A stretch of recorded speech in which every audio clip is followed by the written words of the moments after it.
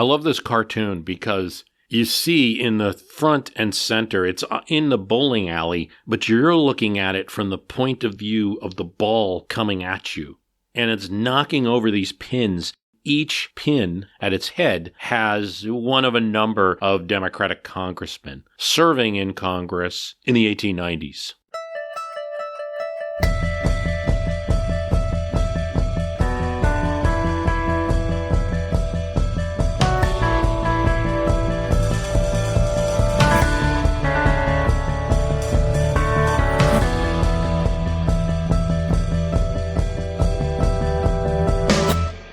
And when you look down the alley, you can see at the end a very large man with his hand having obviously just cast this big bowling ball at his opponents, scattering them with very little resistance. This is what happened January 29th, 1890. It's a new speaker, Thomas B. Reed from Maine, and the House considers a contested election in West Virginia. The Republicans want the Republican candidate to be seated. The Democrats want to block this. And they have a weapon that they can use. In the House, members, if they wanted to deny the other side a quorum, they would simply not be present, even though they were sitting right there in the House chamber. Charles Crisp from Georgia, Democratic leader, he's going to be speaker later, moves to consider the action on this West Virginia congressman. They're ready to deny a quorum and block it. The vote's taken. All of the Democrats sit silently in their seats. When their names are called, they say nothing. Republicans respond, but it's not enough for a quorum. Reed then makes his move. The chair directs the clerk to record the following names of the members present and refusing to vote. Reed begins to call the names of Democrats who are not voting. Crisp gets up, goes down to the House floor directly in front of the speaker and shouts, "I appeal from the decision of the chair." It's crazy on the House of the floor. There's shouting, there's whooping, there's booing, there's cheering. One Democrat, William Breckinridge, is recognized. "I deny the power of the speaker and denounce it as revolutionary." Now there are all of these members whose names are being called, leaving their seats and going down to the center of the House in front of the speaker's desk, shouting, shaking their fists, doing whatever they can to drown out the action of the House. Another congressman says, "I deny your right, Mr. Speaker, to count me as present when I have not done so. I desire to read from the parliamentary law on that subject." Speaker Reed looks at him. The chair is making a statement of the fact that the gentleman from Kentucky is present right in front of me. Does he deny it? This led to laughter among the Republican side, boos from the Democrats. As things quiet down more, Speaker Reed explains his decision. Look, the Constitution says, if we need to, we can get the Sergeant of Arms and compel members to come to this House to provide a quorum, to do their duty. If you can come here but not attend, that would be in the Constitution, and it's not. The chair thereupon rules that there is a quorum present within the meaning of the Constitution. Charles Crisp responds, "I appeal to your fairness as a man, Mr. Speaker. Gentlemen, I appeal to all of your fairness as men to give us simply an opportunity to reply to the arguments which the Speaker has seen proper to make. These rulings have been made in the House for 100 years. We are not present. We don't have to be present. We can't be compelled." There's a debate, and it's going to continue for a few days. This is, and I'm going to quote Robert Remini, The House. This is going to be one of the most tumultuous scenes. Roll call after roll call produce similar results. The Democrats don't answer. Reed pronounces them present anyway, then declares a quorum. "I denounce you," shouted Richard Bland of Missouri at the Speaker, "as the worst tyrant that ever ruled over a deliberative body." They call him a despot. They call him a czar. Thomas Reed is 300 pounds, 6 feet tall, doesn't take a lot of guff from people. When one Democrat later on issues Speaker Reed a challenge, beginning stage of a duel process for some fancied slight, Reed walked up to Bailey and said, "Joe, don't be a damn fool." That ended the affair. Reed was against capital punishment, which for this time was a strange position, but he just felt like on certain issues the country has moved on and old traditions and old laws didn't have to remain. Before the battle over the not being present filibuster, that Reed had been involved quashing motions that were just designed to delay things, and he would only hear as speaker those motions that were actually relevant to the legislation. And his rule won't last forever. In fact, he'll end up getting on the other side of his own caucus, vociferous opponent of the Spanish-American War. Romini says, as Democrats threatened to leave the chamber, the speaker ordered the doors locked. The angered representatives then tried hiding under the desks to avoid being seen and counted. Finally, the Republicans were able to muster a quorum without the Democrats, even bringing 2 members in on stretchers, and Reed's ruling was approved. The battle ended. The best system, Reed said, is to have one party govern and the other party watch, and on general principles, I think it would be better for us to govern and the Democrats to watch. It's going to have impacts on tariffs, on spending legislation. You're going to have the first $1 billion budget in American history, to which Reed's going to say this is a $1 billion country. Norms get broken, so the president didn't go to an inauguration. That's pretty new. You know, you're going back to Andy Johnson, 1868 with that one. Even people like Lincoln and Buchanan, who may have not have seen eye to eye. Hoover and FDR did it grudgingly. Ike and Truman went out there on the portico, went out there on the steps of the Capitol and the like. Okay, so it's a norm broken. On the other hand, it's not big of a deal. He reasoned in his world, in his political world, that there wasn't an advantage to doing so. It doesn't mean that he's right. Like, for instance, so if the calculus is this, I'm not going to go because I don't even want to lend one bit of credence to that new president's administration. Me behind him, clapping or shaking his hand, and then when he implements a healthcare program that's foreign to me, or he packs the Supreme Court, or D.C. statehood, or things I don't agree with, why should I give him that ounce, even if it's just an ounce of credibility? Now, that's the possible mentality here, okay? That's one side of it. It's not perfect, though, because otherwise you could say, yeah, hit the button every time, play to the wall, push the envelope, right? However, you might be losing points because of the perceived lack of civility with other moderates who might have been persuadable. So it's a calculus. We've got problems, but we've always had problems. Some buried under the surface or not visible, not as front and center as others. Politics is a mesh of desires. It's a want of control. If you're trying to control yourself, that's self-control. You work on yourself and your discipline. But politics is about the control of others, whether it's for a noble reason or not. And it's very important to Americans. There's been a desire to avoid control over us. States, screamed Walt Whitman, states! Were you looking to be held together by the lawyers? By an agreement on paper? Or by arms? Walt Whitman couldn't benefit from literal singing, nor does he have rhyme to rely on to push his lyrics, so he had to insert words with punch. Away!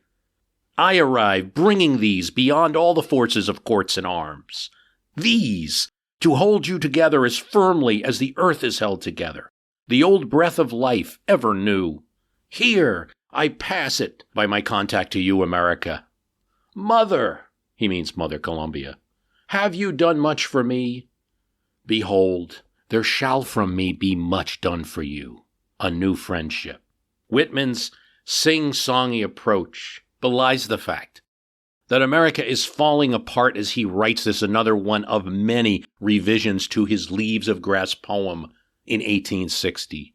Affection shall solve every one of the problems of freedom. Those who love each other shall be invincible. It's quite a novel idea.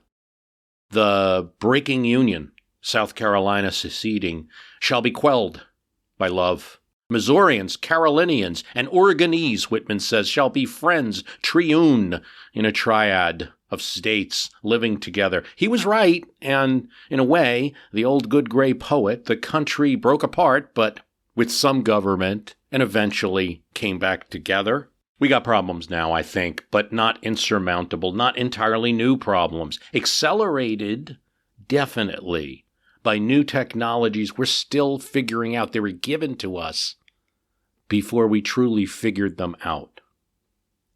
But maybe these problems have always been there. Violence in politics, tensions around free speech, distrust of the political system, skepticism about media sources, and extreme balkanization of media sources. Not fully trusting either one of the two political parties, nor the people that run them, nor the people that occupy offices. All of them arrive in new forms, these problems, but have been seen through history. You can't view politics as some kind of, oh, it should be like this, without accepting more of a total view, that there are millions of other people saying, oh, it should be like this. Donald Trump's election in 2016 and his defeat in 2020 confirms that there is no linear arc of history towards some one type of politics.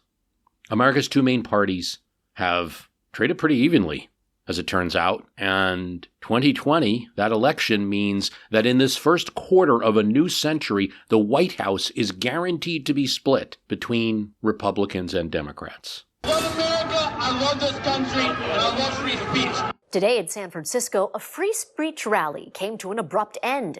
Tonight on ABC7, we hear from the organizer, now recovering from a punch that knocked out his teeth. Des Moines Black Lives Matter says some of its members are now banned from the State House for a year. It comes after a confrontation between protesters and law enforcement at the State House yesterday. We think we've got problems with free speech, but it's always been problematic. No matter how strongly it is an American value, and it is. I'm talking to you via technology that didn't really exist before 2003. It's an extension of the blogging technology, which itself was novel. By last count, my host, which is Libsyn, tells me that he has over 40,000 podcasts in that host alone, the number one host. 40,000 podcasts. There are so many people able to speak about topics and be heard. Free speech is a problem, but it's always been a problem. The second administration of the United States put limits on newspapers and jailed editors. It was also a scary time where there were some major powers that we were afraid could sail up the Delaware River and occupy the American capital. Much larger powers than we.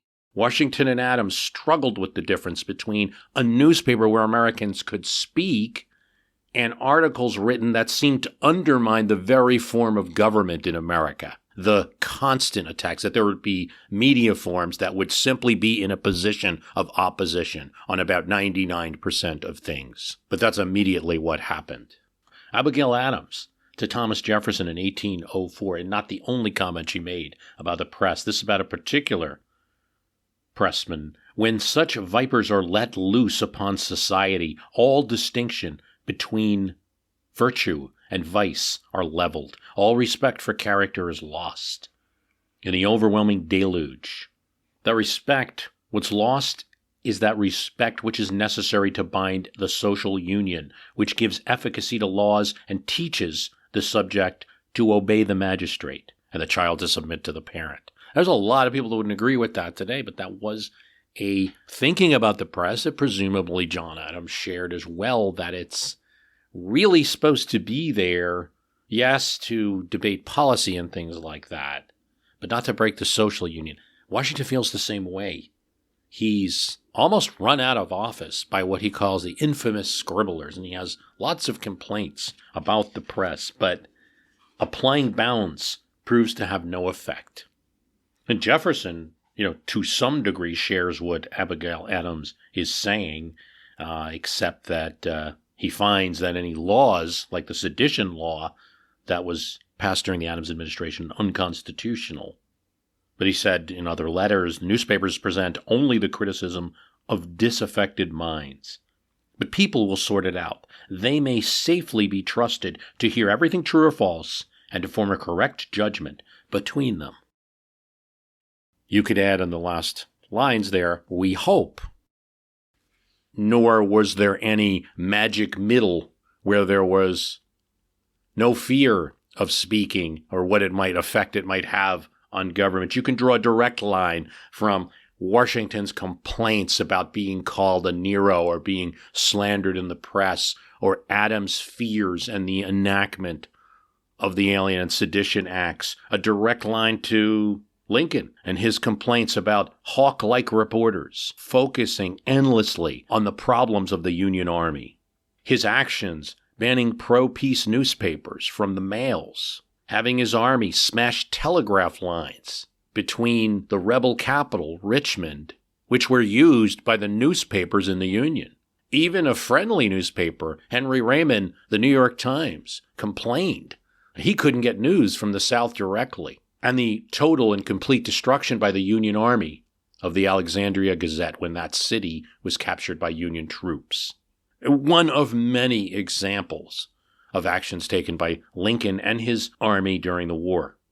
Nor did it change later in World War I, the censorship of speech, when people were talking about interrupting the draft. In Schneck versus the United States, Oliver Wendell Holmes wrote of seditious anti-government propaganda that put the war draft as the evil of cunning politicians and mercenary capitalists that made a government policy an infamous conspiracy, as something different from regular old media, from regular old free speech. Yes, Holmes, who was appointed by Theodore Roosevelt, said, "We admit that in ordinary times, what was said in a circular would have been within their constitutional rights, but this is war. And the character of an act depends on the circumstances. The most stringent protection of speech would not, wait for it, protect a man in falsely shouting fire in a crowded theater and causing a panic." To buttress that, he reminds us of another decision, Akins versus Wisconsin, where a group of newspapers engaged in truly legal actions, simply deciding not to take on a customer, but they refused a customer because he did business with another newspaper. And that conspiracy was an antitrust action. Legality can be different because of the circumstances, so can the protection of free speech. That was his argument. He loosens up on it a little in later decisions. The tension would never end. This is my point. In the 1940s, a loud, obnoxious, Jehovah's Witness protester, Chapinski, calls the marshal of a town in Rochester, New Hampshire, a goddamn racketeer and a damned fascist. He's out in front of churches, protesting those churches, handing out flyers about Jehovah's Witness. He doesn't believe in the other churches. He thinks that they're all rackets, conspiracies, etc., and that marshal is enforcing the law. People are obviously upset. He is then arrested. New Hampshire had a law prohibiting intentionally annoying speech to anyone who is lawfully in a street or public area. You can't be intentionally offensive. More to the point, you can't use fighting words. And calling the marshal a fascist to his face on a sidewalk that's otherwise peaceful is something more than just expressing yourself. So says Justice Frank Murphy and a unanimous court. Profanity, slander designed to advocate an immediate breach of the peace, is not protected. Later decisions have curtailed that. 1971, Cohen v. California. A man entered a courthouse wearing a F the draft shirt. He didn't say F. In Cohen, the court said that shirt had an angry fighting words type message, but it didn't direct the comments at any particular person. Other decisions have clarified that person could mean a group, so a message against group could be the same as screaming at that town marshal. In RAV versus City of St. Paul, Justice Scalia decision narrowed the fighting words doctrine a bit when he struck down a racial bias statute of the City of St. Paul, which banned the use of fighting words that could offend on the basis of race, color, creed, religion, or gender, or sexual orientation. RAV was identified so because he was a teenager who, it was alleged, got a few pieces of wood and went to the neighbor's house across the street where an African-American family lived and burnt a cross. A horrible crime. Scalia makes clear in his decision he has no interest in burning of crosses, protecting the burning of crosses. His only point is that it's an overly broad law that applies to so much that they convicted him under, and that they needed to narrow that law or it wasn't constitutional. Scalia says in his decision, Minnesota has many ways to punish this offender for various crimes he committed without throwing the First Amendment into the fire. But the court was still uncomfortable, and in Virginia v. Black, the court fixed its gaze once again on a cross-burning case, specifically upholding a Virginia law that narrowed the actions the law covered to this activity, banning this potent symbol of hate when a Klan member burned a cross on private property, and Virginia had a law against burning crosses. In SCOTUS circles, this is known for a rare event, for the manner that Clarence Thomas spoke during oral argument, which is a rare event. Now, as I record this, Thomas is very often participating in discussions. Some speculate that he's more comfortable in the remote setting, or that the change in the court personnel is compelling him to speak more. But in any case, this was a rare event. Happened only once every couple of years. Thomas interrupts a lawyer during oral argument, which he normally doesn't participate in, and the whole court's silent. Which, if you listen to the oral arguments of the Supreme Court, you'll know that they don't often have to be. They're interrupting each other and firing questions away and cutting off lawyers and the like. Thomas says this, "A burning cross is unlike any symbol in our society. There's no other purpose for the cross, no communication, no particular message. It was intended to cause fear and to terrorize a population. It is, in effect, a threat of violence." When a lawyer in the case defending the accused Klan members compared burning the cross to burning the flag, which in a decision in the 1980s, Scalia and many of the court's liberals cited that a man burning the flag during the Republican convention in 1984 was on solid constitutional grounds. They abhorred his action, but he was on solid constitutional ground. So when the lawyer compares burning the cross to burning the flag, Ruth Bader Ginsburg spoke up in oral arguments and retorted that a flag is an obvious government symbol, and burning the flag is an obvious anti-government speech, the very thing that is core to the purpose of the First Amendment. But burning a cross is threatening people, a specific group of people, and also threatening life and limb. Eventually, Thomas sided with the decision. Just as you can't burn down your neighbor's house to make a political point and then seek refuge in the First Amendment, those who hate cannot terrorize and intimidate to make their point. That's 2003, Virginia v. Black. John Roberts, the current Chief Justice of the United States, is not on the court yet. When Roberts joins, free speech is quickly tested in a different case. The misguided folks at the Westboro Baptist Church, really a personal cult of a man named Fred Phelps at the time, began protesting Iraq War veterans' funerals, where they would hold signs attacking gays with very strong language, offensive language, blaming the moral decline of America on the very soldiers. In reality, there's no other motive you can tie to it than that great media attention would come from anyone engaging in such a horrible act, protesting veterans' funerals. One family, the Snyder family, had to suffer during their son's funeral, the Westboro Church. They kept their distance as required, and the Snyder family sued Fred Phelps for millions of dollars in a defamation suit. The Supreme Court, in an 8-1 decision, threw out the defamation suit against Phelps and the Westboro Baptist Church. The cure for speech, Roberts said, that we don't like is more free speech. This is a common refrain. Roberts is right. Of course he's right. It simply said, it can't be wrong generally to assert that the cure for speech is more free speech. If you don't like what someone's saying, you say something else. But we have to go back to Schneck at times. We have to go back to Chapinski. We have to go back to the fighting words. We have to go back to the context in which the speech occurs. One justice dissented, and that's Samuel Alito in that case. And I found his dissent to be interesting. I mean, I also find Roberts' decision, to be clear, to be compelling.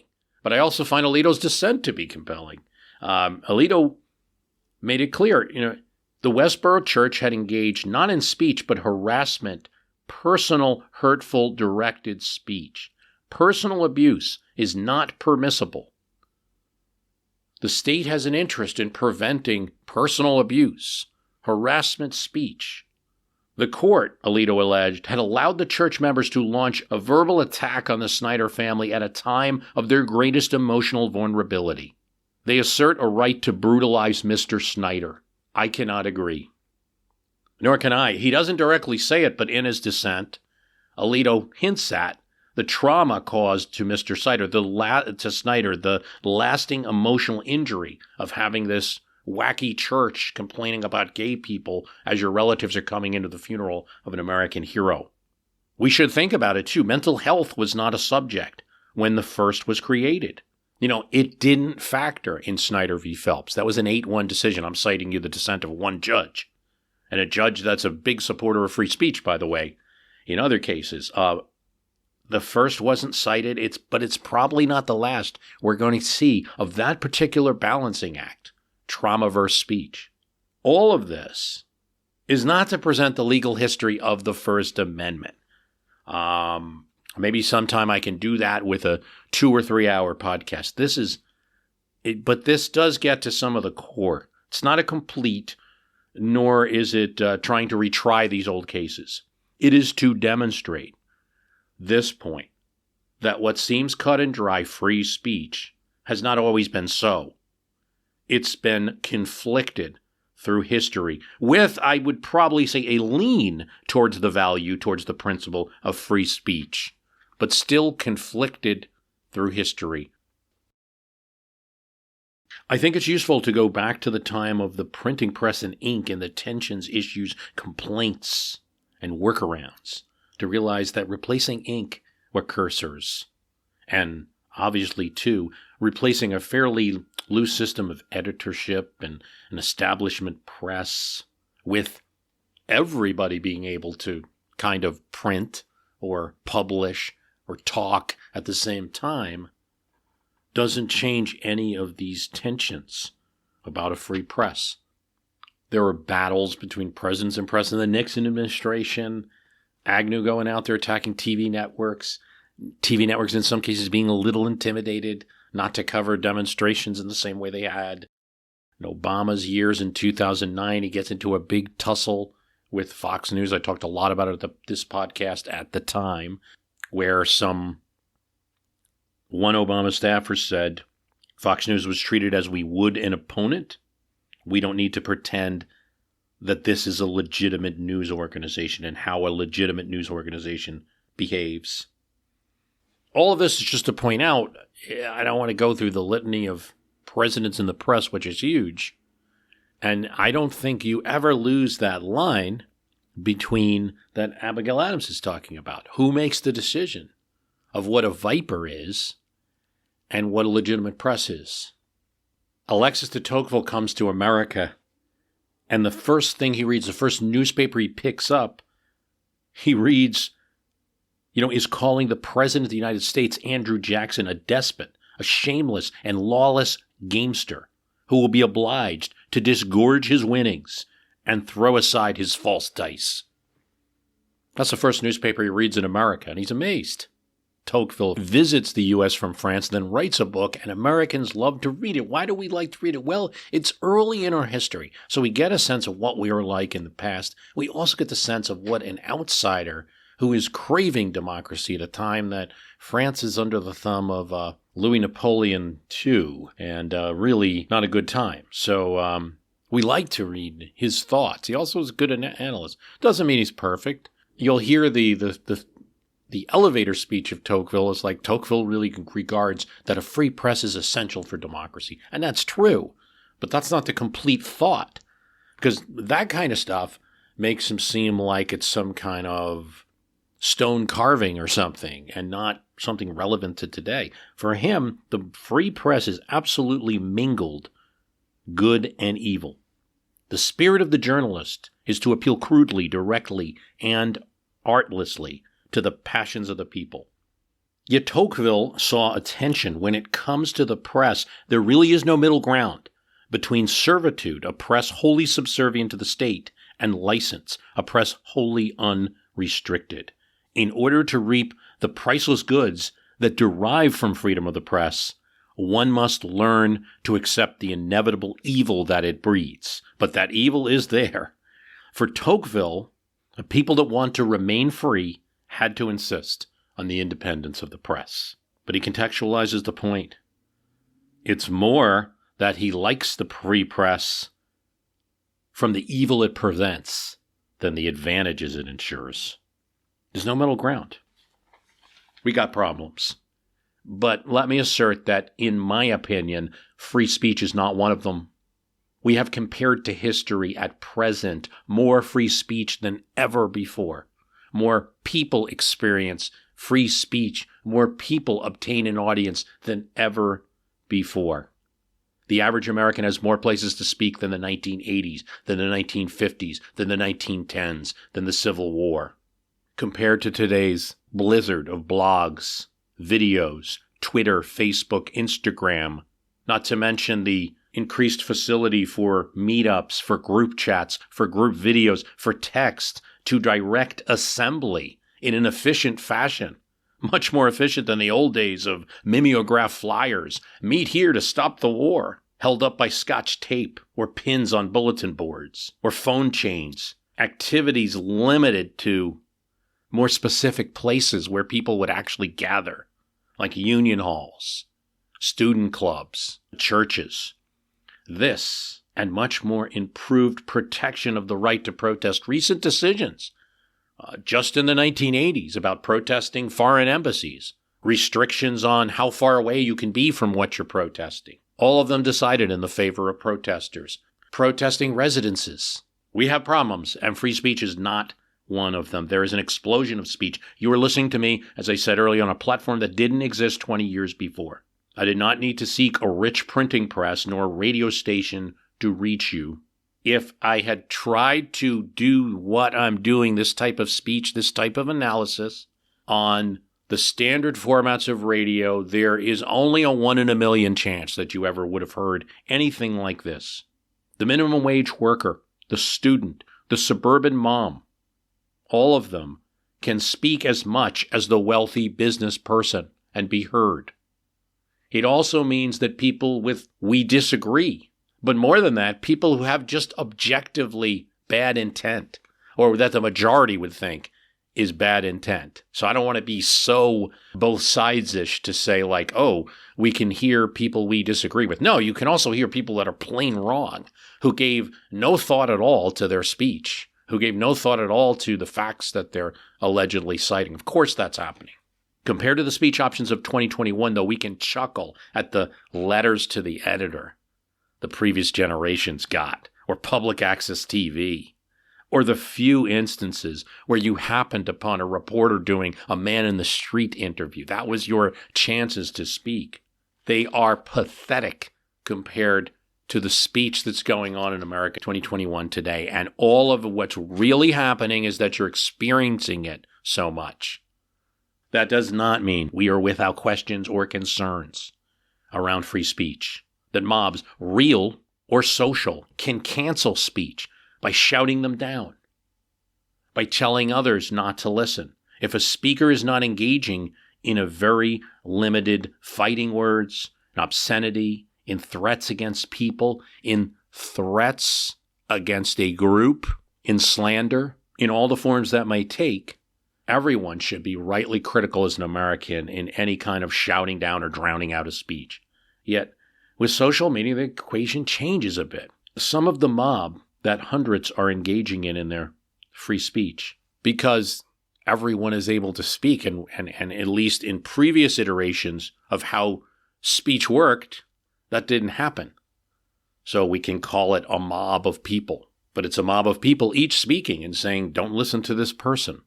I don't agree. You can say, I don't want to hear you, or even don't listen to this person anymore. All of that is a form of speech. Let's examine free speech a bit more and look at some of its component parts. I think there's two additional components. We think about the speaker, right? We think about someone writing the tweet or standing on the soapbox. But there is another participant in speech for it to really happen. Presumably, it's not like the First Amendment doesn't protect you talking to the mirror in your bathroom, but it probably does. But it's certainly not what its purpose is or what it was written for. Wouldn't be a reason for it. So there must be another participant in the conversation that's important now, and was just as important to the framers of the Constitution and those who insisted on this being one of the First Amendments. That is free speaking and free listening. Presumably, you can't have someone on a soapbox and have no government interference, allow them to speak their mind, but ban people from listening to that person, or steal the audience away, or have the police arrest anyone who's listening to that speaker. Now, so it's embedded in the concept of free speech that there's free listening. You shouldn't be interrupted in listening and not persecuted for listening to a free speaker if we are to have true free speech. It's only logical, I believe, to assume that a listener has rights, including the right not to listen, right? It would be just as much a violation to be forced to listen to something that you didn't want to listen to. That's not what happens in a democracy. The president's about to speak. You don't have to listen. And while this might not need to be vocalized in the past or put into laws in an exact detail or put into statements of rights, it's simply obvious. The Ninth Amendment was created to ensure that no one reads the Bill of Rights as a be-all and end-all, the limit that those specific first 8 are the only ones. So there's other rights. Now, you can't just create rights and say, well, that's what's in the Ninth Amendment, but that's the way it's intended to be read. You can speak, I need not listen. I can use my speech to tell others not to listen. I can use my freedom of assembly to tell others in a group not to listen to you. They are free to ignore me or the message of the assembly I am in, telling them not to listen to you. They are free to listen to you anyway. Strictly speaking, every one of those things is free speech. Strictly speaking, cancel culture, as it is thrown around in the discussion, is not truly the problem that people are saying that it is. Should I do it? Would it be better to hold to the essence of the value and listen to a variety of opinions, to, yes, hear the president out when the president's speaking, to read the news to figure out what? Sure, those are all positive values. I admit it becomes problematic with advanced social networks or monetization. These are technologies, though, that are overall bringing more voices than ever, compared to when monetization meant only you could get monetization for your speech only if you impressed a group of executives, producers, editors, and where cancel culture was far more easy to do. All it meant was the yanking of a show or the yanking of a column in a newspaper. Just ask Jimmy the Greek, just ask the Smothers Brothers, or Norm Macdonald on Saturday Night Live. Then there's the more obvious specific bans. I'll provide you an example, even my own podcast, the LBJ Nixon episode. Because of the way I wrote the show notes, it contained the word treason in it. What I had said is that nothing creates a good, warm relationship between president and president-elect like treason, charges of treason. It was meaning to be a little funny, to get interest. Well, I could not post that LBJ Nixon transition episode on Facebook. It irked me, but I still go through a balance test analysis. What is the goal? The major platform with millions of potential eyes decided it didn't want certain messages that, just like Chapinski, would lead to fighting. The use of treason, the use of encouraging people that there's something treasonous happening. It's a balance test, but it should irk. It should feel wrong, and it should be limited. The same with the most obvious example. President Trump went from, he's been on Twitter since 2009, his tweets have been news since 2015, to being pulled off Twitter. On January the 6th, I had absolutely no issue with it.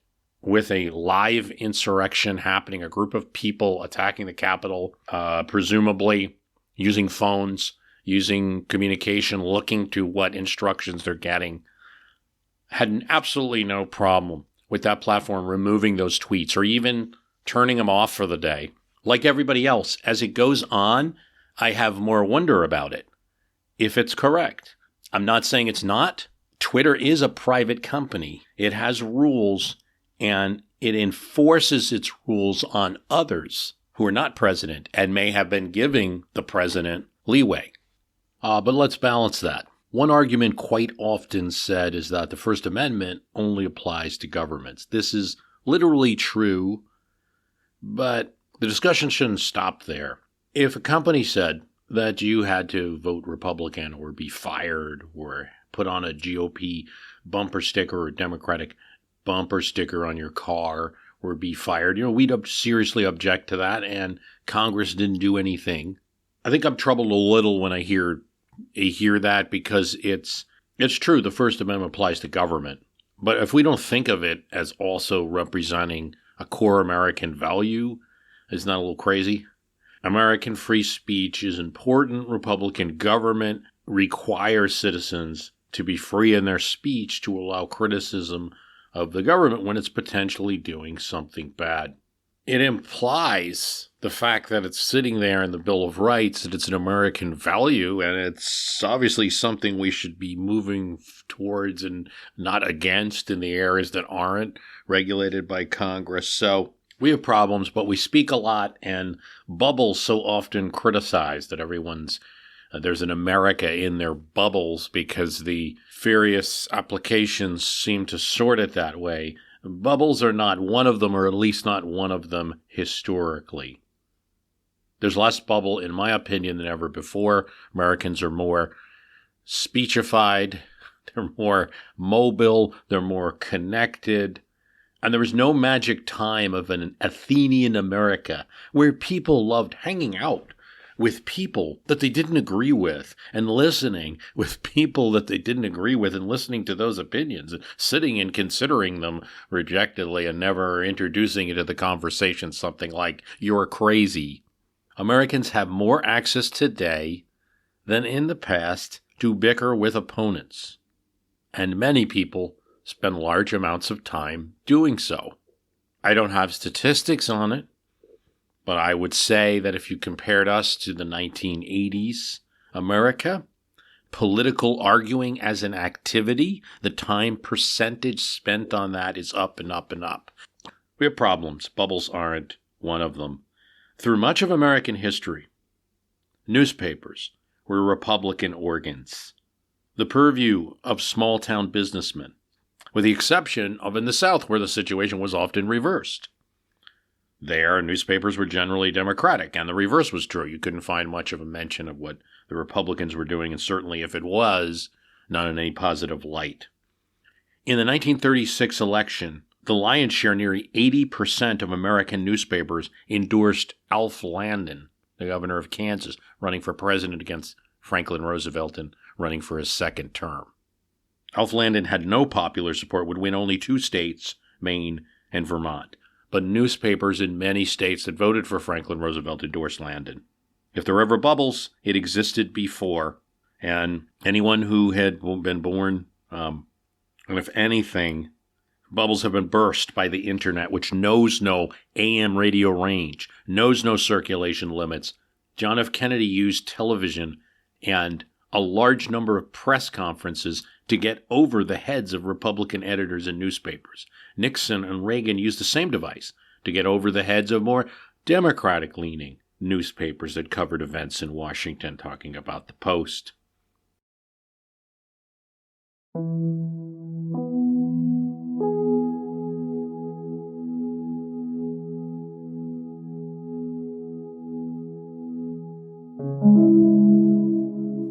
So how does a history podcast deal with the fact that there's new events. But I've been saying that since 2006, that the new events don't change the fact that we can still use history to learn and to understand what we're up against, and to sometimes see that even what we think is new isn't new. So we'll look at different episodes in history where things changed, where the change was, at least at that time, considered pretty significant, and people even used some pretty hefty language to describe the events.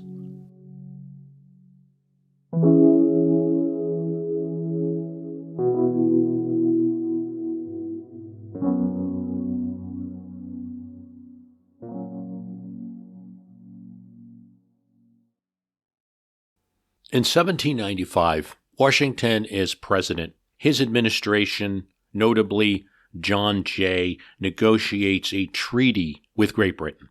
And politically, it's one of those hot potatoes. It was something that most likely the country had to do, but it offered no political benefits whatsoever for the administration or the people that would be doing it. We call this the Jay Treaty. It would cause a lot of trouble. Really, you can think of it as the Hamilton Treaty. Hamilton's all for it. Washington wants Hamilton to negotiate with the British. Hamilton suggests, look, I've already got enough attached to my name.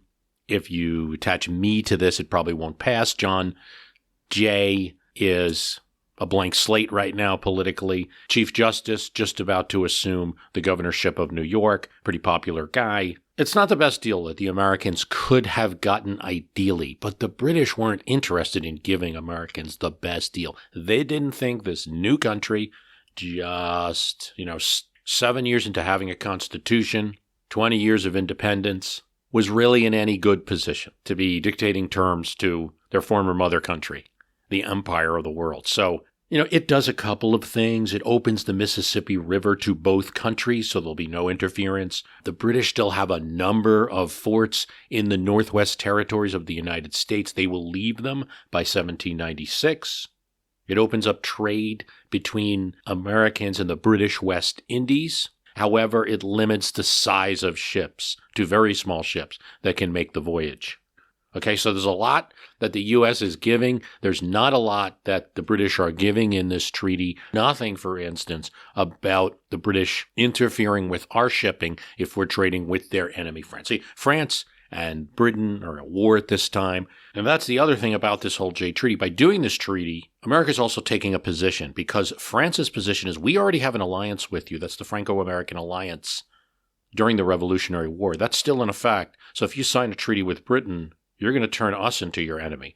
But for the moment, let's not focus on international implications of the early American Republic. Let's talk about the politics. As we said, there's really no benefit to Washington, to being for it, to Hamilton, to John Jay, to any of the Federalists.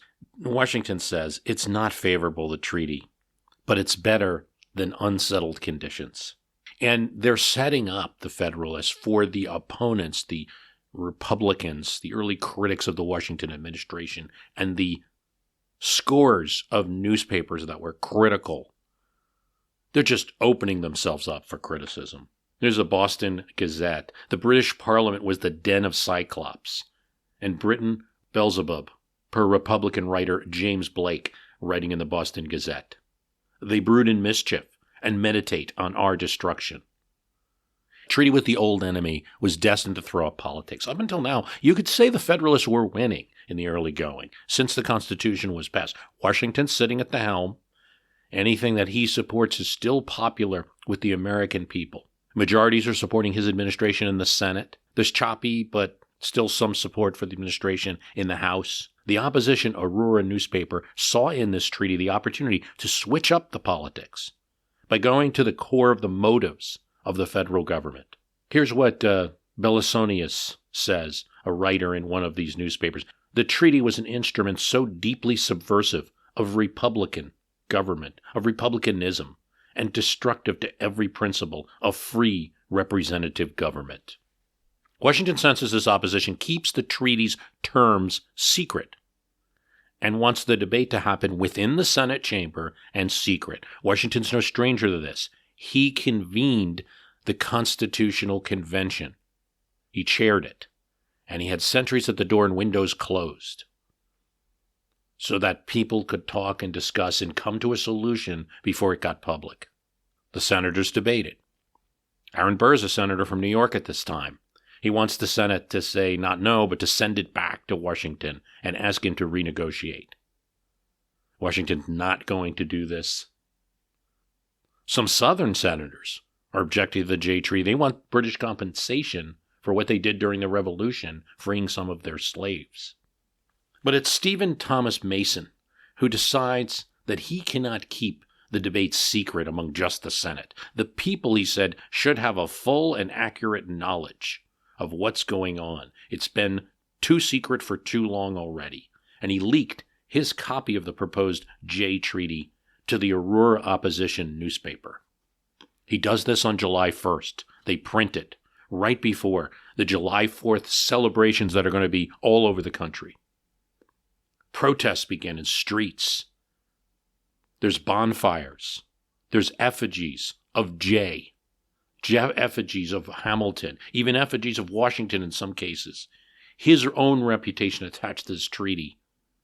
There's heckling of officials. Washington's house in Philadelphia, right in front of where Independence Hall is, they've got that modeled out now, is surrounded. In a New York City street, Alexander Hamilton is advocating for the treaty among a group of people, New York business merchants, and is shouted down and heckled. It's a dangerous situation. A ratification, Federalists note, could threaten the popularity of Washington. And this isn't just like today's approval ratings. Washington's popularity is essential to holding the Union together. But it also threatens evil commotions, disruptions among the people. Washington in the end had to make this call. He signs the treaty with a very minor concession. He'll go back and ask Great Britain for changing that weight limit on ships that can trade with the British West Indies, but no other parts of the treaty. In fact, he'll sign the treaty and simply ask for the change. 20 years peace, he reckons, will enable us to defy Britain later, if we have to. But now, it would be ruinous to the great mass of citizens to have war with Britain. Official notice of the treaty comes out on February 1796, and Washington, he releases it right after we also negotiate a very popular treaty with Spain. Good news and bad news. The other good news that comes in is the British agree to removing that weight limit, so there will be trade with the British Caribbean. But Jefferson and many others thought that in doing this, the whole Federalist experiment would come down. The whole idea of a large centralized American government versus a group of Republican governments. They've gotten themselves into a debacle where they might be finished.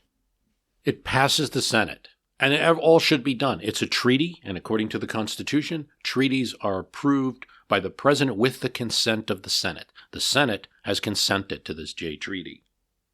But there's still considerable opposition that opponents considered normal criticism, but Washington saw as poison. The opposition opens up a new front, not considered, that the House of Representatives, not constitutionally part of the treaty decisions, could hold up things by holding up funding for items related to the treaty. And they decide to ask the president for more information about the negotiations of the treaty, how they came to this decision, what was proposed to the British, what was said, all of the letters, all of the papers. Washington immediately opposes this new request. It's the president and the Senate that decide on treaties. Anything else would render the treaty-making power in the Constitution a nullity. Oliver Ellsworth, Chief Justice of the United States, does something that is not a norm today, is not something that you will a Chief Justice do today. He weighs in early and says, if this comes to us at the Supreme Court, we will say that a signing of a treaty and approval by the Senate binds the House to fund it. It's a decision of the government that the House must fund. In taking a stand against the House and refusing to provide the requested document, Washington stood on his personal position and popularity with the American people. Furthermore, he does a leak of his own, and he reveals that one of his key opponents in this battle, James Madison, who's the leader of the Republican Party in the House, working, writing letters, getting instructions and advice from Jefferson. Madison, when he was in the Constitutional Convention, had supported the idea that the president and the Senate's control over treaties was exclusive. More to the point, it was voted by a majority of states in that convention that this would be the case. Everyone knew, because Madison and the rest of the convention rejected a specific proposal to do what they were saying was a power now, to require a statute that would have to be passed by both houses of Congress for every treaty. Madison was arguing that if you said that a treaty power compelled the House to fund something, then you were compelling them to approve a possible war and to approve budget funds, which were in their powers. They were giving up powers. But this was the opposite of what he had said in the convention and what he had approved in the convention, and Washington knew it. Washington's leak of the notes of the convention is significant because he had been the chair of the convention and kept everything secret. And presumably those discussions were not to make. Madison has no other response than to make an interesting comment that the convention notes are not an oracle, that the convention notes are just something that is a group of people met to send a document that would have to be ratified by the states. Why not look at all the state ratifying conventions? Now, that's an interesting interpretive note, especially when you consider that Madison, along with Jay and Hamilton, is one of the authors of the Federalist Papers, so often cited as how to interpret the Constitution, right? But he's also said during his lifetime that you shouldn't just use the convention and the people that are there as the judge of what the Constitution means. Federalists cried foul and said that Madison's activities here will plunge him into infamy, arguing against his own position at the convention. Everyone's breaking what seemed like at the time the rules of federal politics for what seemed like an existential question. Can the Republic survive free of influence, on its own, independent? And for Republicans, that meant independent from Britain. And for Federalists, that meant independent of starvation, of lack of commerce. Could it remain prosperous and independent of France? The House Republicans had in Madison a formidable party warrior. And the other side needed to step up. Treaty wasn't a great thing to stand on. Hamilton, per Ron Chernow, really said this was a matter of taking half a loaf rather than no bread at all.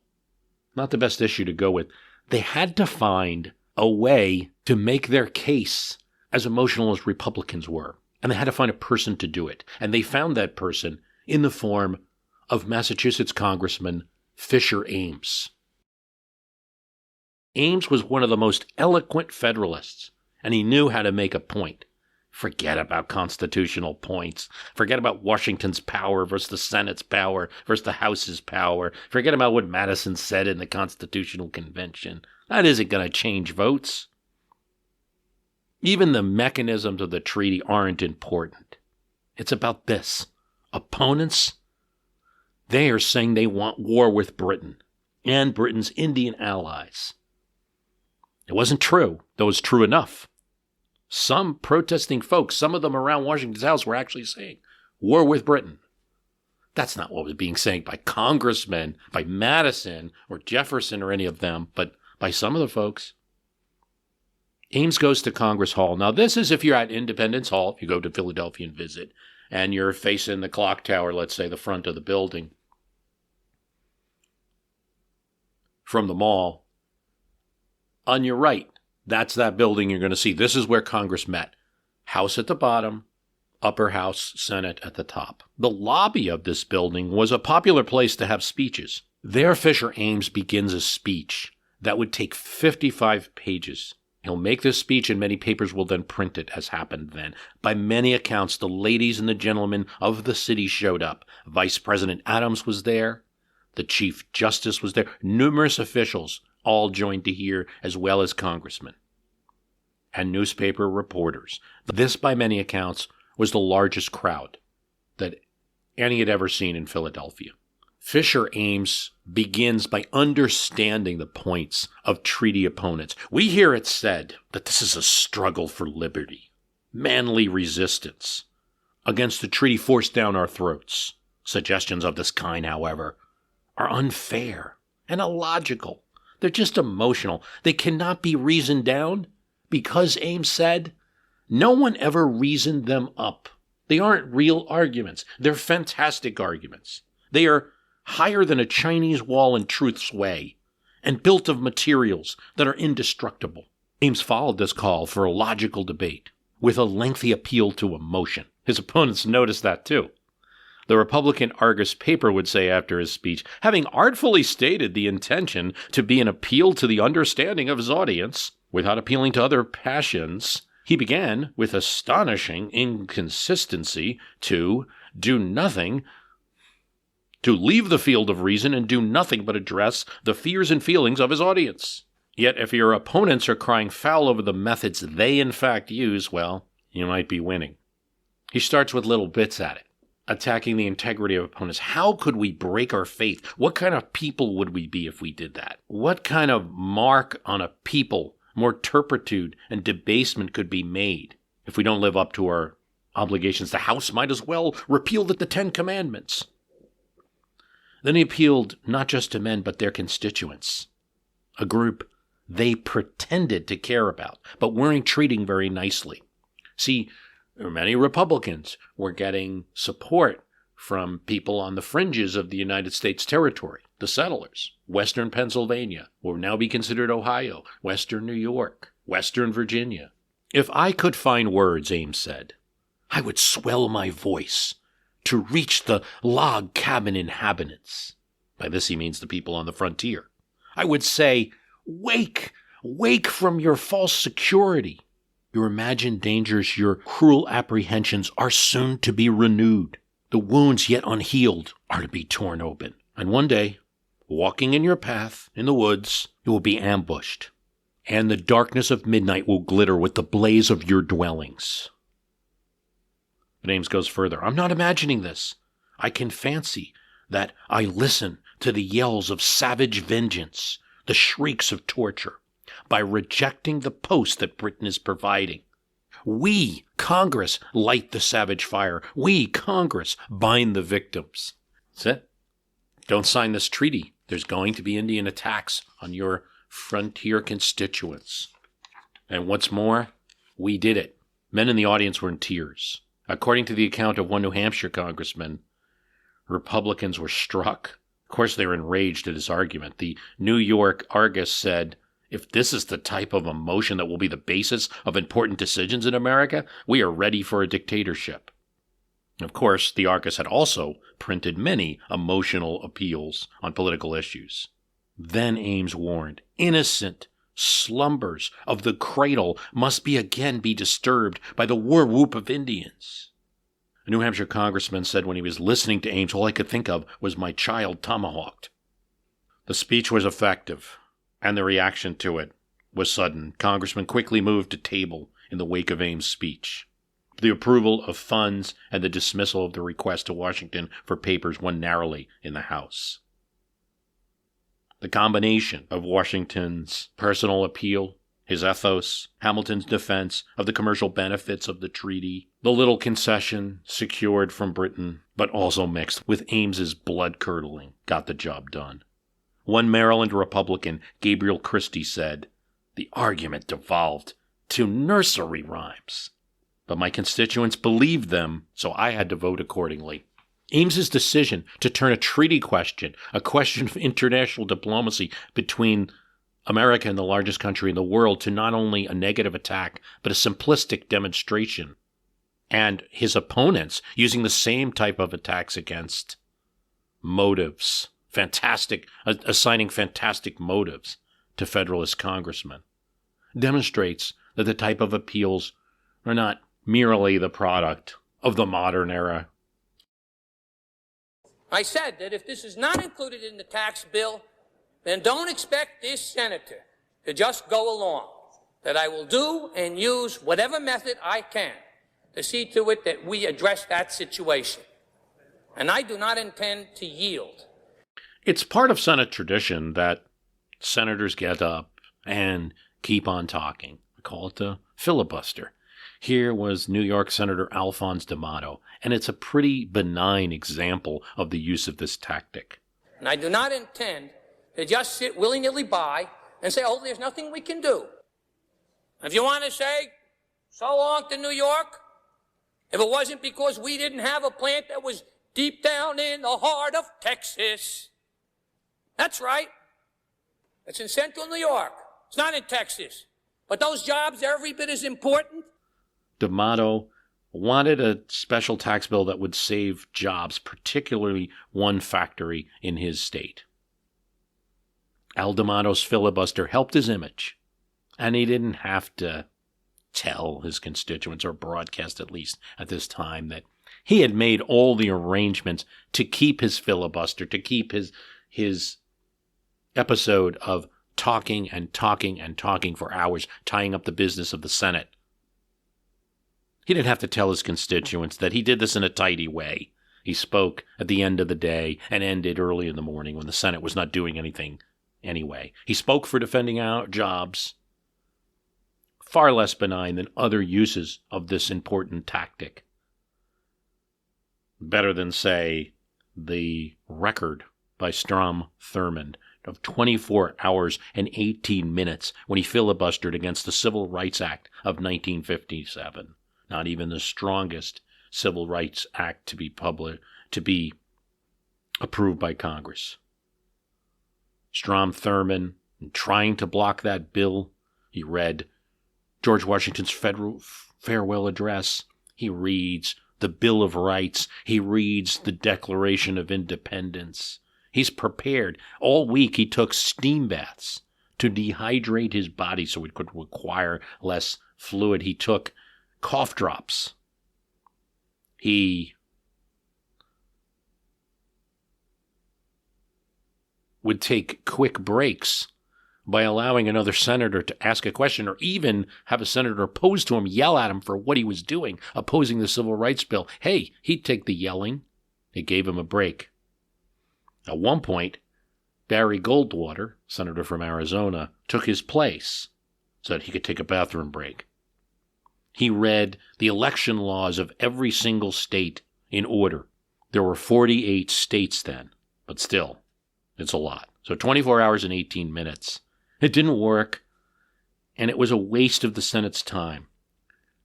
Civil rights legislation of 1957 was popular. Eisenhower supported it. Vice President Nixon supported it. Majority Leader of the Senate Lyndon Johnson supported it. Soon-to-be President Senator Kennedy supported it with a couple amendments. When there was an attempt to dismiss the bill, only 18 senators voted for that dismissal.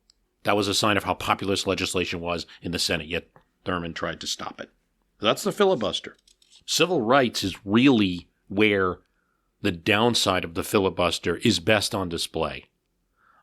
There was a New Mexico senator who wanted to introduce civil rights legislation as early as the 1940s, of the type that was passed in the 60s. Filibusters prevented it. The states of Alaska and Hawaii were both victims of filibuster or threatened filibusters. And one might say the filibuster is steeped in tradition, protection of minorities. Well, the entire Senate is designed to be protection of minorities in the Republic.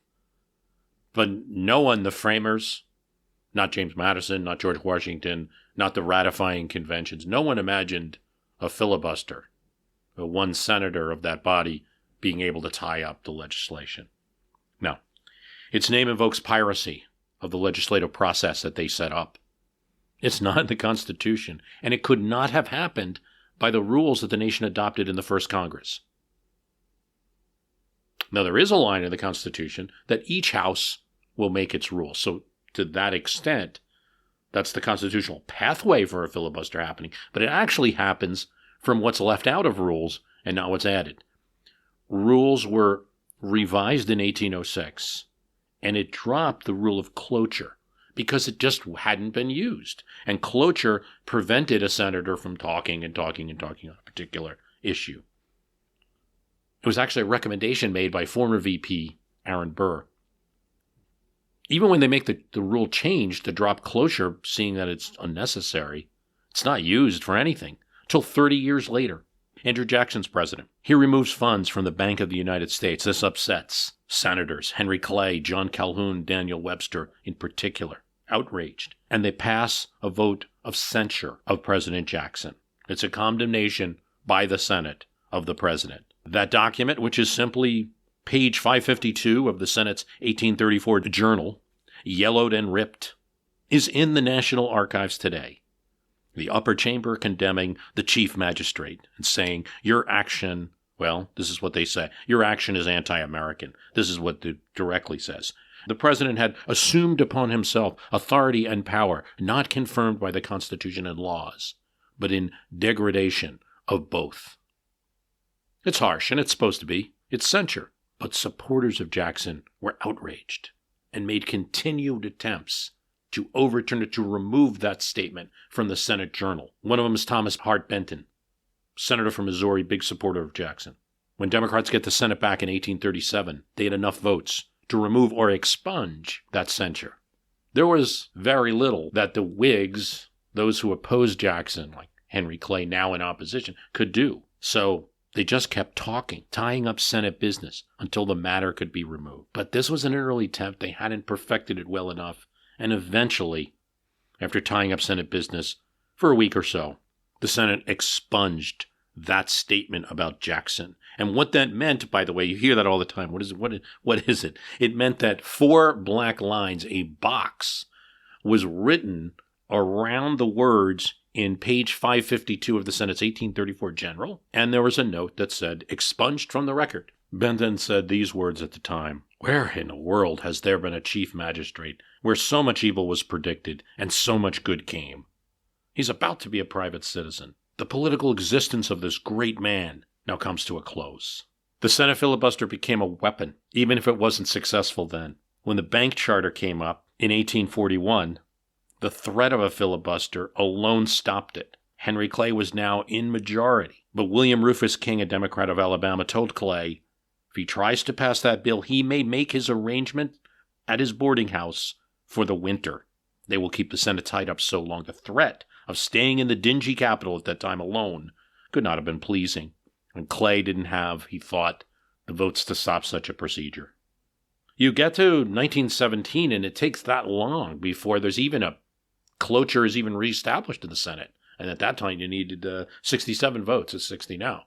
So I tell this story about the filibuster to make the point that some traditions are fungible. Some traditions we may think of as having really long legs. I mean, some of them do. But their origins are actually not rooted in the history we might think. And norms have been broken at different points of American history for something that majorities feel needed to get done. America strikes back. Anthrax, another infection, this time at NBC News and Rockefeller Plaza. We will have this year the 20th anniversary of 9/11. And if the history of the terribly tragic day is told right, the way that it was experienced those weeks, the terrible event, of course, happened on that day. But right after it, something else happens that has nearly been forgotten. But it wasn't forgotten in 2001. It was this parallel event of letters being sent out with a dangerously biological weapon mailed in it, inhaled anthrax, the spores of which can easily kill a human being. A Florida man has contracted a very rare and potentially deadly form of anthrax. It's mailed to media representatives, which made the whole story more personal, jarring, eerie. Then it's mailed to members of Congress. The U.S. House of Representatives is closing offices today until Tuesday to allow a complete sweep for traces of anthrax. And 29 staffers for Senator Tom Daschle's office have tested positive. Mailed from a strange address near Princeton, New Jersey, addressed as if it was coming from an elementary school, but the elementary school named was fictitious. It included ridiculous babble. Whoever authored the letters were trying to link these, or have people think they were linked to 9/11. 9/11, this is next, capital letters. The first letter is mailed as early as September 18th, 2001, 7 days after the events. Take penicillin now. Death to America. Death to Israel. Allah is great. On October 4th, Bob Stevens of American Media, related to the National Enquirer, is hospitalized with inhalation anthrax. He'll die the next day. He's the first American to die of anthrax in 25 years. The disease had supposedly been eradicated, existed only in biological labs. October 8th, the National Enquirer building is closed. By the 12th, anthrax hits NBC. An employee is hospitalized. On the 15th, they find anthrax in Tom Daschle's office. A New Jersey postal worker contracts anthrax. CBS employee the same, tests positive on the 18th. We are a little more than a month away from the World Trade Center buildings coming down. And this happens. We're being attacked through our own mail system. Post office in D.C. will have to be clean for the next year. An employee of the State Department is in the hospital. Employee of a hospital tests positive for anthrax. An older woman from Connecticut, she's 94 years old, dies. She receives a letter to a random woman in Connecticut. The case is never truly solved. What is certain is that although it occurred in a time of attacks on America from external terrorism, it came from inside the United States. The Bush administration, per reports, pressured Robert Mueller to put the blame for it on an external foe, on Al-Qaeda. According to an FBI source in reports at the time, they really wanted to pin it on somebody from the Middle East.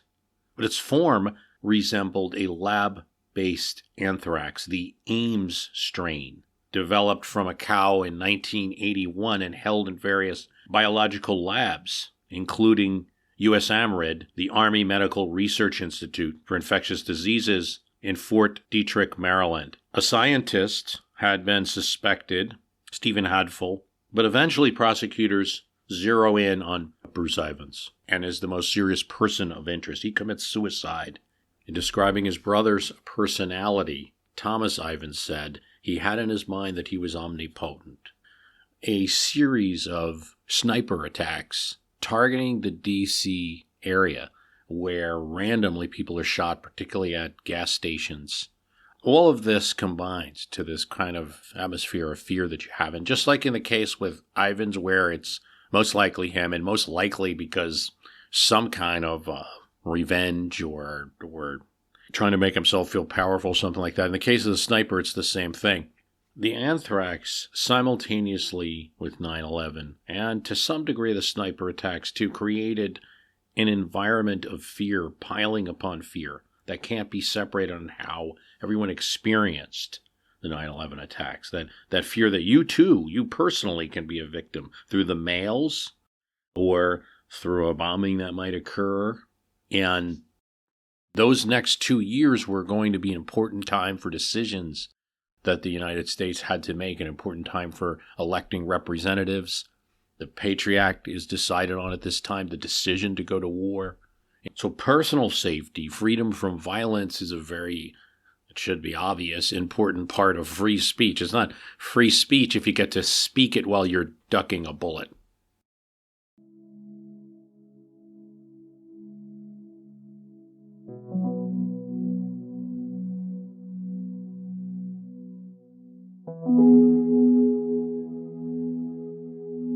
So I was reading an interesting article from John McWhorter in the Atlantic Monthly, and it's back in 2020. He suggested that maybe the candidates Biden and Trump were really reading up on Sartre and Camus and French philosophers, and I can almost certainly tell you I know few things about the inside of campaigns, but I don't think that was going on.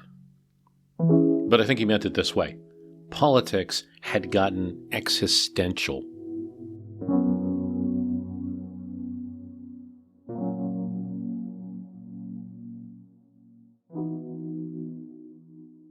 Trump was, to hear all the ads, an existential threat to the nation.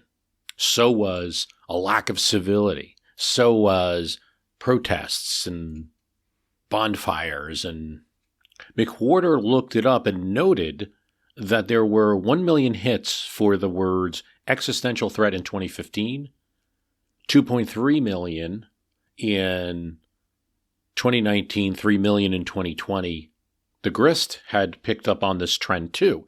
Why is everybody sounding like chain-smoking French philosophers from the last century, it said.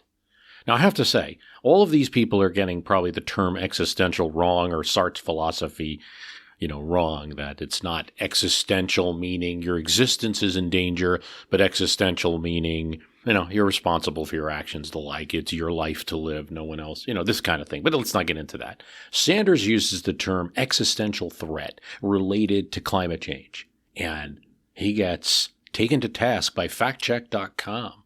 But then the factcheck.com correction was also mocked, this during the Democratic primary, because factcheck.com had said most scientists don't think that all humans will die from climate change. It's not an existential threat.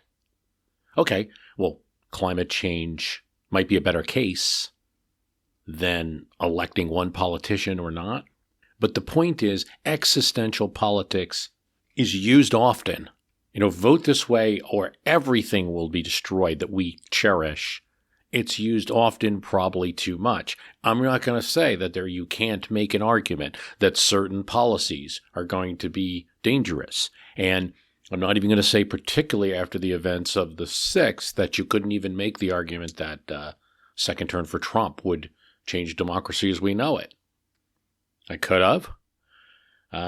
Or possibly you could have seen a disastrous 6-year midterm like we normally get and render him completely powerless. It's really, I'm not saying that either way.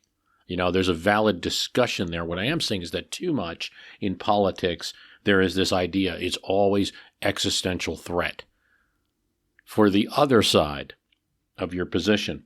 And the problem is really that in this, you leave the field of reason, and you're not the only one doing it. We talked about Fisher Ames. Like one of his opponents accused him from leaving the field of reason and entering a new field, something different from political discussion. You can't think of political opponents as merely that if there is an existential threat. They are something else. And yes, it's such a powerful weapon, and it's tempting. And I do disagree with the essence, if not the letter, of these recent articles. When Franklin Roosevelt took office, particularly when he begins implementing his New Deal program, and of all of them, the price setting for farm products and the National Recovery Act, the NRA, seemed to be the one that most bedeviled opponents. Opponents warned that these weren't just bad ideas that FDR was implementing. They were, in a sense, an existential threat to America. It starts with the previous president, Hoover.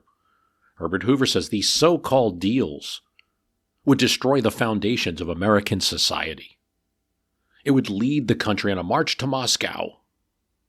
Roosevelt, for his part, taking over in a depression, felt that the old 19th century can-do individualism, if that wasn't gotten rid of, if there was no program that addressed what he felt was a complex economy and a necessary for some collective action, for some consideration that it might not be a march towards Moscow, but a march towards one dictator that wasn't himself. FDR's position all along is that he had saved capitalism and saved democracy by his actions. When FDR was inaugurated, something familiar happened. His fans, to read the articles, his fans were happy to see him, hear his speech, but his predecessor was not. And how they thought about FDR's crowd for his inauguration speaks volumes. To FDR, the crowds were a conquering army. To Hoover, the men that he saw were a tough-looking crowd. Hoover left Washington by train, and by some accounts, sat to himself on that train and wept. And so initially, with the Republican Party, the official opposition, scuttled with Roosevelt's incredible political win, it fell to other people. And so in 1934, the Liberty League was formed to oppose Roosevelt and the New Deal programs. And the significant thing about the Liberty League is that they're extremely well-funded, but also they had Democrats, including Democrats from New York. just like Franklin Roosevelt, Jacob Raskin, and most notably, former governor and former presidential candidate Al Smith, as well as former presidential candidate John W. Davis, Nathan Miller, former governor of New York, and Congressman James Wadsworth of the same state. All of them Democrats, and it's founded to protect the Constitution, to teach respects for the rights of property and person, to foster the right to work, to earn, and to save. But it didn't just have Democrats involved in this Liberty League. It also had CEOs, Alfred Sloan of General Motors and Howard Pugh of Sun Oil, were notable leaders of the movement. They signed 36,000 members to the Liberty League and had college chapters. About a third of the membership were at various colleges. They had $1 million budget, a lot in that time, put out over 150 pamphlets, and most of them were repeated radio addresses that the Liberty League had given to audiences. Either they bought radio time or sometimes they were invited by radio stations. There are also newspaper ads. In the 1936 president, it would spend 2 times as much as the Republicans spent on themselves. In fact, the GOP chair said that without the Liberty League funding, the Republicans wouldn't have an office in 1936. The League took a hard line against the New Deal and didn't mince words. The League said the New Deal was a trend towards fascist control of agriculture. Social Security wasn't just wrong-headed, it would mean the end of democracy. Roosevelt hit back. For him, this Liberty League organization was someone who remembered a few of the 10 Commandments and were men that loved thy God but forgot thy neighbor. The Liberty League's critiques went on, not just of policy, but of opponents changing the very fundamentals of the country. John W. Davis said that Congress would soon resemble the present Congress of Soviets in Russia or the Reichstag of Germany. He's talking in 1934, so that's charged rhetoric, but not as charged as it might be in the later 30s. Al Smith said there can only be one capital, Washington or Moscow, and they have this rather large and elegant banquet, and the whole thing is covered on radio in the Mayflower Hotel, 1934, and this is going to be a big deal with Al Smith. He just had the presidential nomination before Roosevelt did in 32. This was going to show that the country, Democrats and Republicans, were behind the Liberty League. We either have the fresh air of free America or the foul breath of communistic Russia. But while Smith's criticism is shocking, it should be said, and most people knew, if they knew New York and Democratic politics nationally, that he had his ups and downs with FDR, and that FDR was never quite popular with the Tammany Hall or the bosses, the political machine of New York. Speech angered Democrats. They hit back. Joe Robinson, the leader of the Senate, said Smith in that Mayflower speech had turned his back on the East Side and took on the glitz of Park Avenue. Jim Farley, postmaster for FDR, said the Mayflower incident had been the biggest blunder of the Liberty League. To have this speech at an eloquent banquet when most people were starving. FDR's campaign manager said the League would squeeze the worker dry in his old age and cast him like an orange rind into the refuse pail. Opponents weren't above a little existential threat of their own. If the League was successful in getting Alf Landon elected president instead of Franklin Roosevelt in the 1936 election, they would be obliged to the Morgans and the Rockefellers, and workers would be cast aside. Well, in this battle, in the early going of Franklin Roosevelt's presidency, sure, the League was a little more going a little farther in the existential rhetoric, but they were the team that was down with the most points to make up. But isn't that the point? Does political necessity invent a new politics? So now you talk not just about this policy will be bad, even that it might, cost a lot of money, bankrupt us in the future, but that it will lead to dictatorship, or that there won't be an America anymore. It's envelope pushing, either in rhetoric and policy and norms, and we've seen a lot of it. Really a lot of it. I'm not just going to say in the last 4 years, but since even social media's been created. But some degree, if we stop looking at things through present eyes and look at politics at the time and how much it changed in those time periods, how much the politics of 1932, say, were different from the 1928 election, and how much 1936 was different from 1932, you'll see that envelope pushing, norm breaking is not altogether uncommon. So we got problems. And norm breaking could be one of them, but what's the problem anyway? If you have a set of beliefs, don't you want someone to fight for them? And you want the best fighter. Just like if you were in a court case, you'd want the Johnny Cochran, the Clarence Darrow, the best, the irresistible force to fight, not a marshmallow. Why would you, on one side, concede anything? If the very concession, if the norm following doesn't help you win, why would you do it? Why not always have your opponent unsettled? Why ever stop? And I think those questions are being explored. They have to be looked at least if you want to understand what's going on, why people in politics don't use moderate language all the time, why certain norms are broken, why there's this value signaling and then reverse value signaling, if you will. Like, I don't have to do these norms, and I actually gain by not. If I'm going to turn over the keys of the administration to you, why should I make that easy? These aren't things I'm advocating. They're things I'm understanding that people may have this belief. Keep your opponent on their toes at all times. That's some of the strategies that are going on. There certainly are downsides to that. I think we saw it in the period after the November election.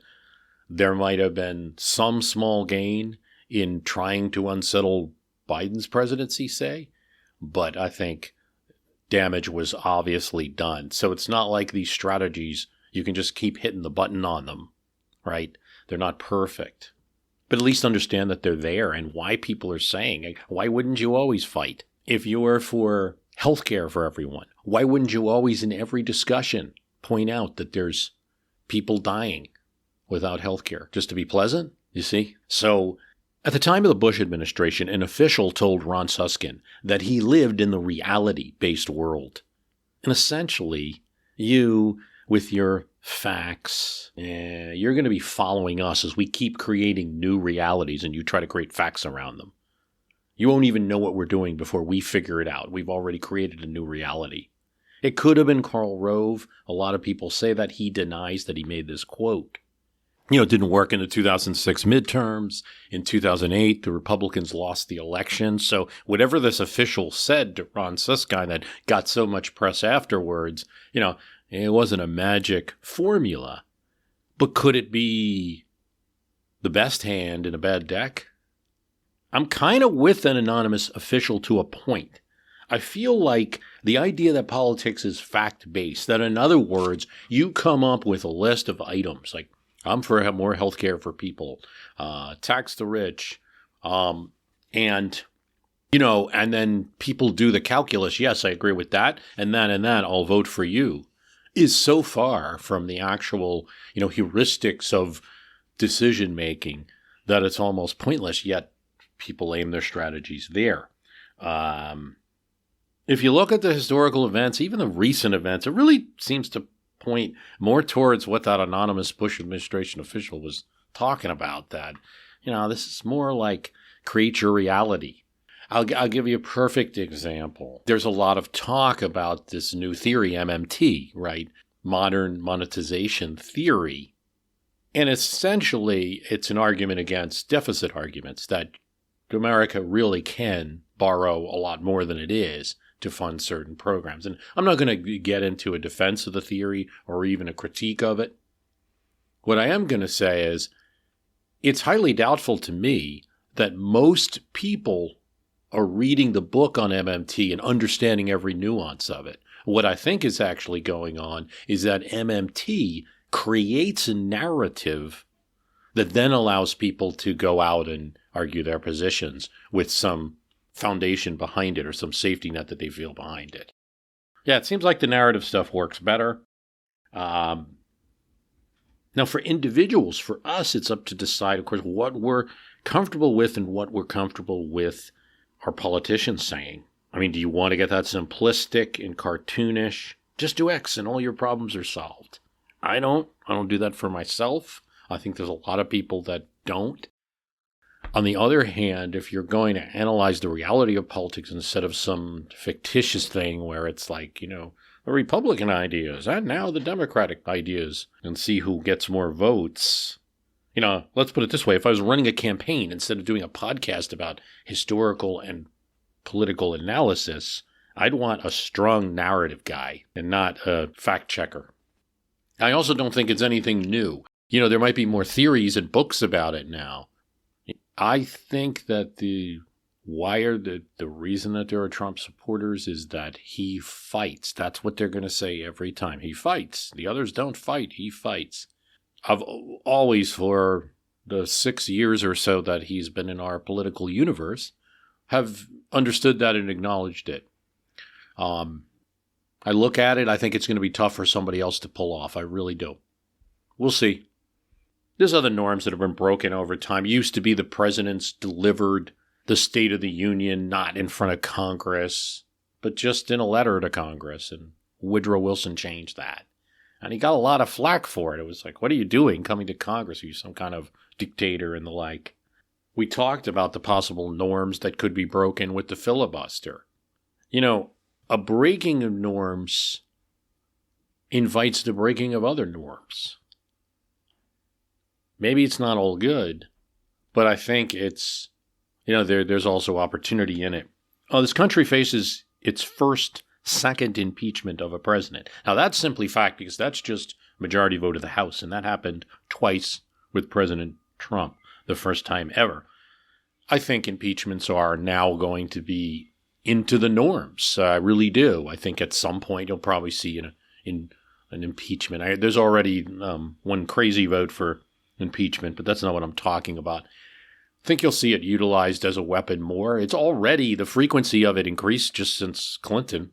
That was already historic, totally norm-breaking when it was used during the Clinton presidency. One could have certainly and did make the argument then that you're absolutely crazy to use a procedure we haven't used since Andrew Jackson, to use that now.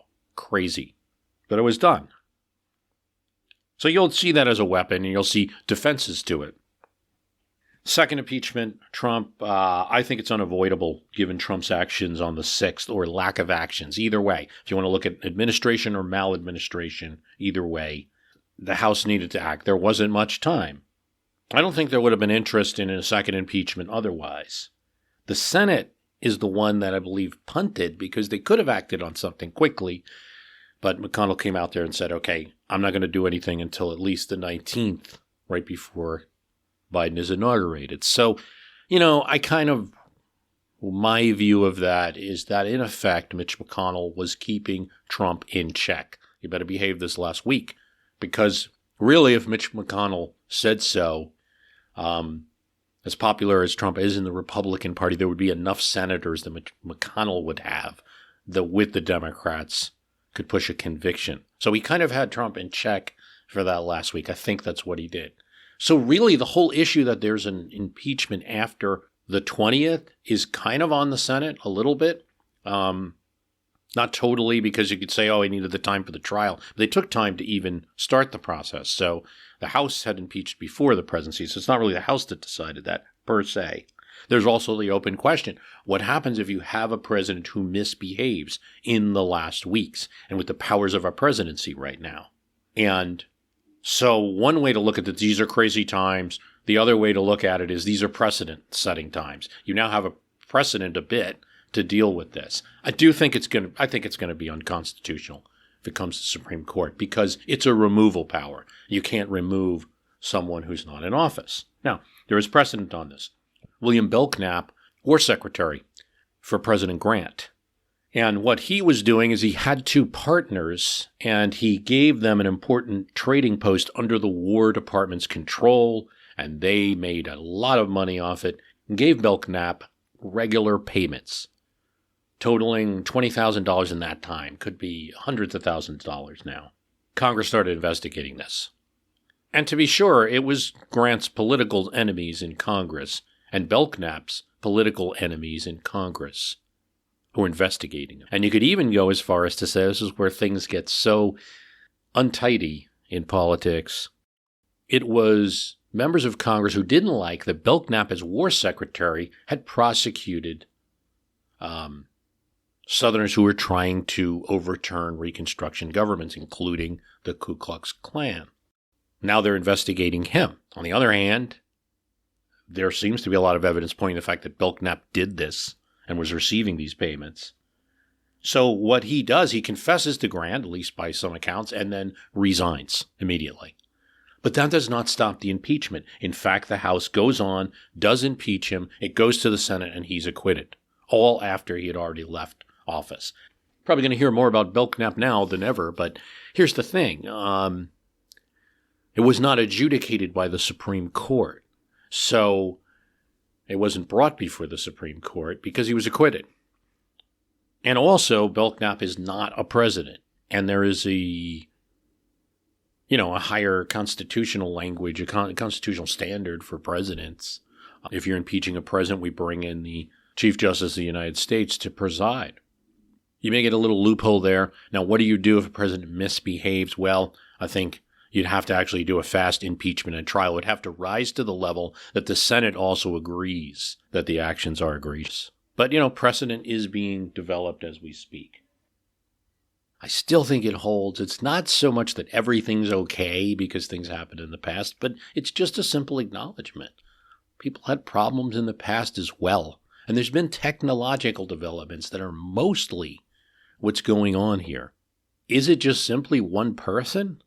Well, then I would ask, how come, it didn't happen in 2000 when Trump first tried to run for president, had the backing of Jesse Ventura, and was bashing Pat Buchanan in debates?